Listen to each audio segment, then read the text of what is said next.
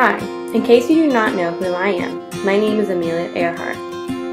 I may look like a normal housewife, like a typical woman in the 1930s, but you will be pleased to hear I am anything but. Allow me to elaborate on some details on my childhood that could have caused for some of my many adventures and ambitions. I was born on July 24th, 1897 in Kansas, but my family moved around a lot to allow my father as a railroad attorney. Some might say I was a tomboy growing up, but I felt as though I had much to prove because during my time, women were not treated equally as men. Despite my lack of interest in school, I graduated from Hyde Park High School in 1915 and decided to work at a Canadian hospital as a nurse's aide during World War I.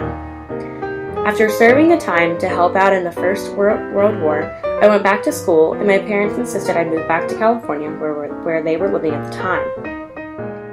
The first time I saw a plane in the sky was at a state fair with my sister Muriel Earhart, and I was not completely impressed with the rusty wires and wood making the structure of the plane. What started my fascination of planes and flying in general was when I attended a stunt flying expedition. I took my first plane ride on December 28, 1920 with pilot Frank Hawks, and as soon as I left the ground, I knew I had to fly. To follow my passion of flying, I began working several jobs to pay for my classes. My teacher, Netta Snook, who was one of the first women to graduate from Curtis School of Aviation, helped me become the best pilot I could possibly be. My mother, Amy Earhart, helped me fund my first plane, Canary, who was a two-seater Kenner Airster and was painted bright yellow. Canary and I set my first women's record by flying to an altitude of 14,000 feet in October of 1922. In 1935, I was the first solo pilot to cross the Pacific Ocean, where I drank the most interesting cup of hot chocolate about 8,000 feet in the air.